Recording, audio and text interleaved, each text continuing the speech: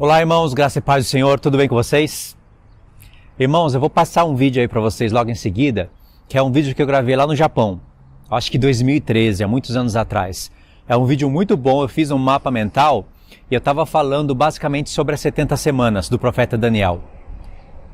É uma profecia importantíssima, como eu disse já em alguns vídeos, para mim a profecia é uma das mais importantes da Bíblia, ou a mais importante, porque ela engloba tudo. Dentro das 70 semanas, tem a profecia das 2.300 tardes e manhãs, tem a primeira vinda do Senhor, a sua volta. Então todas as demais profecias, até mesmo quase todas as festas, estão dentro das 70 semanas. Só a festa dos tabernáculos que se encontra fora das 70 semanas.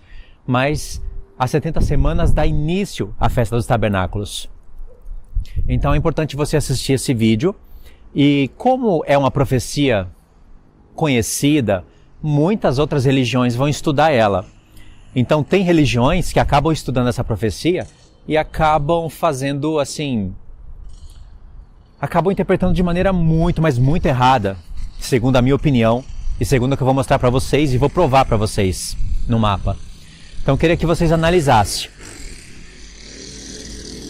Deixa eu passar o barulho ali da moto. Nesse vídeo, eu vou estar falando dos adventistas do sétimo dia, porque eles deturpam muito a profecia. Só que hoje eu vejo que não são somente eles. Tem a linha calvinista ali da parte do Paulo Júnior, que interpreta de maneira horrível a profecia das 70 semanas, mas horrível mesmo. Nesse caso, é menos feio a interpretação dos adventistas do sétimo dia. E tem outras linhas também, tipo da área messiânica, que interpreta a profecia também de maneira errada. Mas nesse vídeo eu vou estar falando mais dos adventistas, tá bom? Tem um ponto do vídeo que vocês vão achar interessante, que eu vou estar falando das festas e eu vou mostrar um hiato de tempo entre a festa da expiação e a festa dos tabernáculos. Talvez seja novidade para você, mas eu já sabia disso lá no Japão. Existem dois tipos para você, dois ângulos para você olhar a festa, as festas do Senhor, as 7 festas, que são as nossas festas. O primeiro ponto é você dividir as festas 4 por 3. O segundo ponto é 6 por 1. Essa parte de 6 por 1 que muitas pessoas não conhecem. 4 por 3, a maioria conhece, né? 4 festas se cumpriram, 3 ainda não. Quais são as 4? Páscoa, Asmo, Primícias e Pentecoste. Se cumpriram. Não quer dizer que acabou. Está em cumprimento, mas já deu início a elas. Agora as 3 últimas festas, que seria expiação, ou trombetas, expiação e tabernáculos, essas 3 ainda não. Então é 4 por 3, né? A outra parte que você deve pensar, o outro ângulo de se olhar as festas, é na maneira como o Senhor Jesus praticou elas. Porque primeiro é Ele em tudo, depois é nós. Então ele primeiro é um pouquinho diferente. É como se fosse 6 por 1. Porque ele é a Páscoa, os asmos, a primícia. E antes dele derramar o Espírito Santo, que seria a 4ª festa no Pentecoste, aqui que está a novidade. Antes dele derramar o Espírito Santo, ele ascendeu aos céus. E ele ascendendo aos céus é o sumo sacerdote entrando no santuário, que seria o dia da expiação.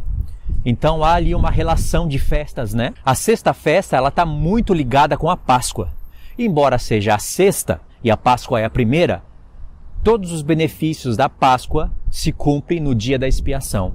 Vão estar, sim, presentes no tabernáculo, mas se cumprem no dia da expiação. O escritor de Hebreus fala que o Senhor Jesus fez a expiação por nós. E ele apontou para a cruz, em Hebreus 1. Mas em Hebreus 9... ele falando do dia da expiação, né, em Hebreus 8, 9 e 10, ele fala que isso são sombra das coisas vindouras, porque ele sabe que a festa da expiação está no futuro.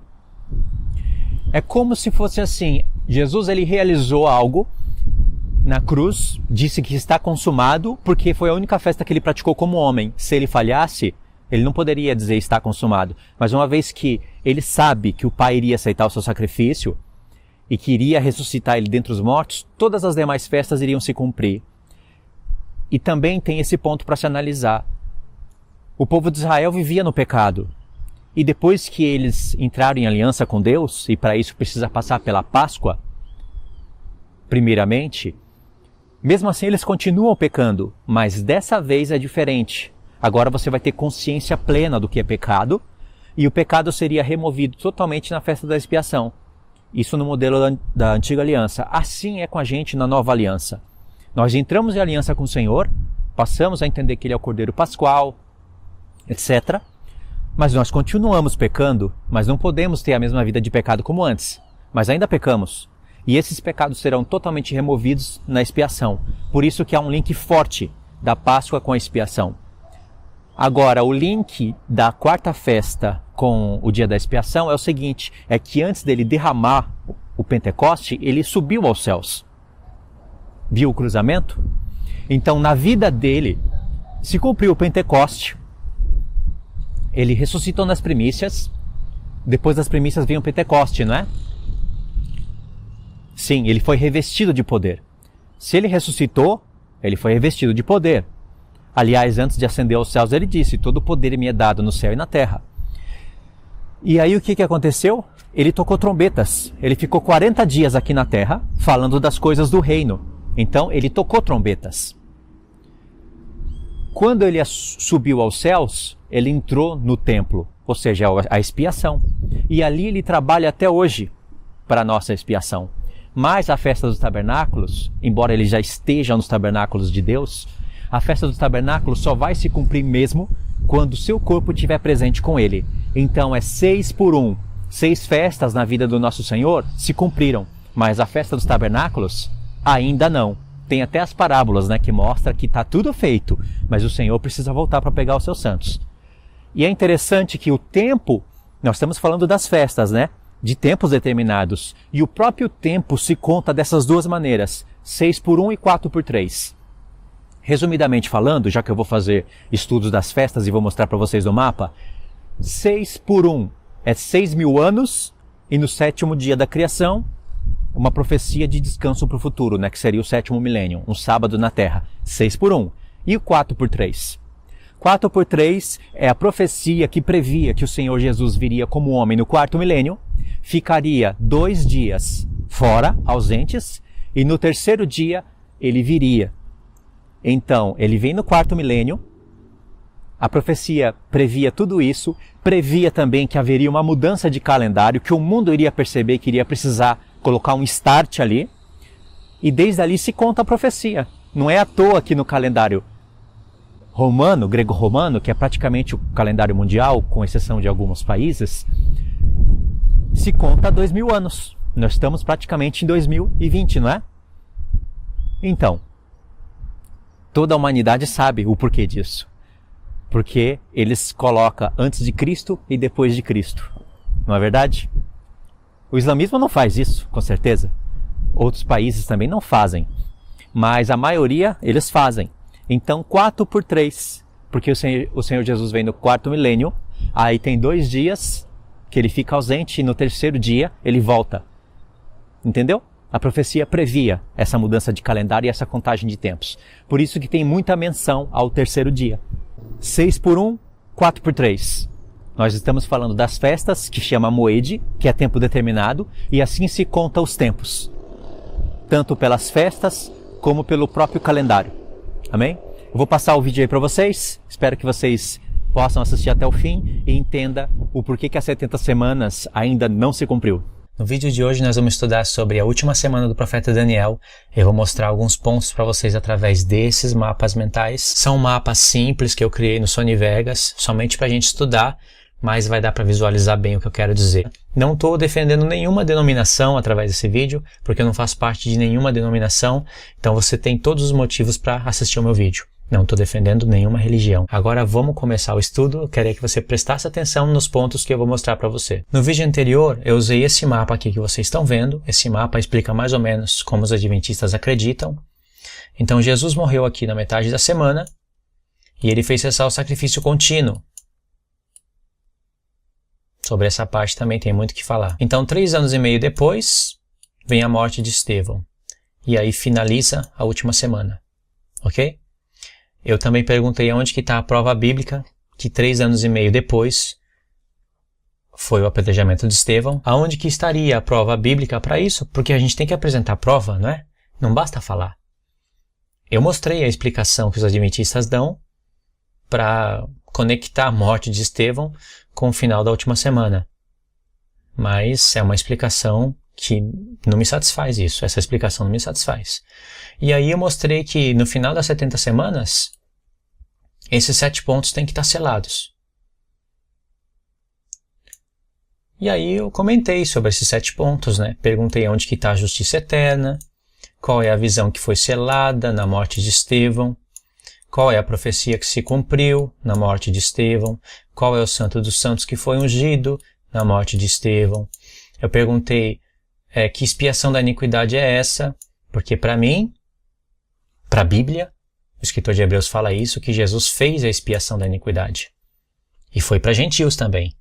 Só que os adventistas dizem que as 70 semanas estão determinadas somente sobre o povo de Daniel, que seria somente judeu, e que se cumpriu no tempo de Estevão.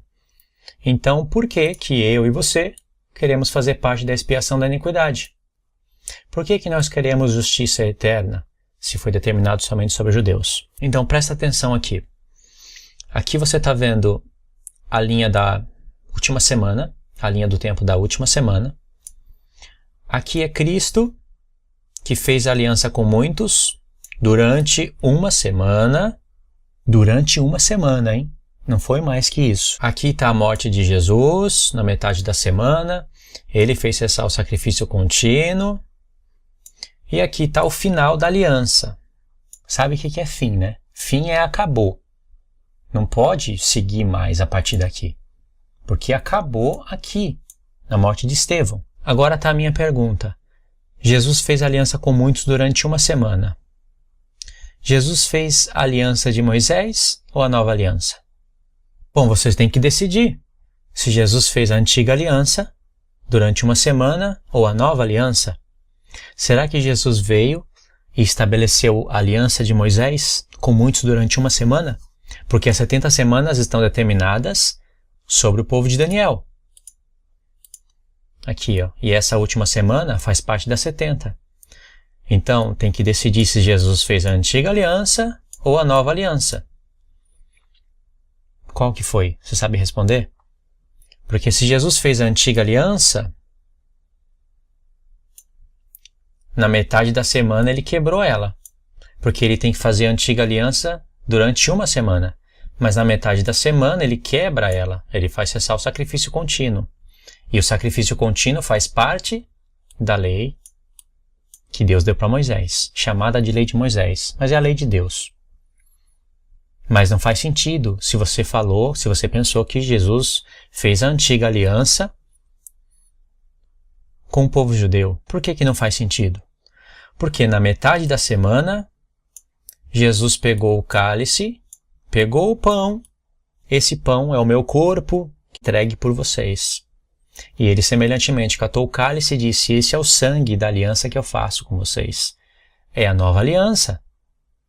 Então Jesus fez a nova aliança com o povo. Porque se você diz que Jesus veio fazer a antiga aliança, na metade da semana ele quebra ela. Não faz sentido, né? Jesus vem fazer a antiga aliança com o seu povo. E a nova aliança fica onde? Fica com quem? Então Jesus veio fazer a nova aliança. Só que diz a profecia que ele fará uma aliança com muitos durante uma semana. E os adventistas dizem que é Jesus. Então Jesus vem e tem que fazer a nova aliança com muitos durante uma semana. Só que é só na metade da semana que ele morre e que ele faz a nova aliança. Sendo assim, ele estaria fazendo a aliança durante 3 anos e meio só. E não durante uma semana.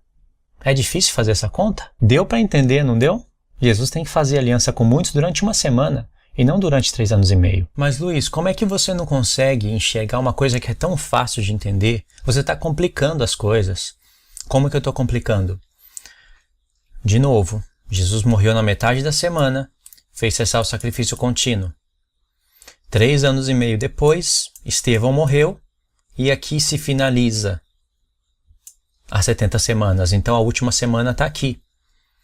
Eu queria entender isso. Aonde que está cessar da transgressão, fim dos pecados, expiação da iniquidade e justiça eterna. Aonde que está isso na morte de Estevão? Não, Luiz, mas Jesus ele fez a justiça eterna por nós. Jesus ele é o fim dos pecados por nós. Jesus fez cessar a transgressão por nós. Por nós quem? Foi estabelecido sobre o povo de Daniel? Sobre os judeus? Como é que você quer ser participante dessas bênçãos se foi estabelecido só para judeu? E tem mais. Tem muito mais. Selar a visão e selar a profecia. Isso está no livro do profeta Daniel. De qual visão está falando? Daniel teve 3. Eu nem vou mexer nessa parte do Santo dos Santos. Deixa isso para depois. Selar a visão e a profecia. E isso tem que estar estabelecido na morte de Estevão. O que tem a ver as visões de Daniel com a morte de Estevão? Gente, vamos acordar. O que é isso? Outro mapa mental para a gente explicar. Está aqui, ó. Daniel capítulo 2, a visão da estátua. Aqui tem todos os reinos. Daniel capítulo 7, os 4 animais. Aqui tem todos os reinos. E Daniel capítulo 8. Está aqui o carneiro e o bode. Poderia ter colocado mais desenhos aqui, mas para essa explicação basta, né? Poderia ter colocado o santuário, o chifre pequeno, etc. Mas dá para entender. São 3 visões que Daniel teve. Qual delas que selou no tempo de Estevão?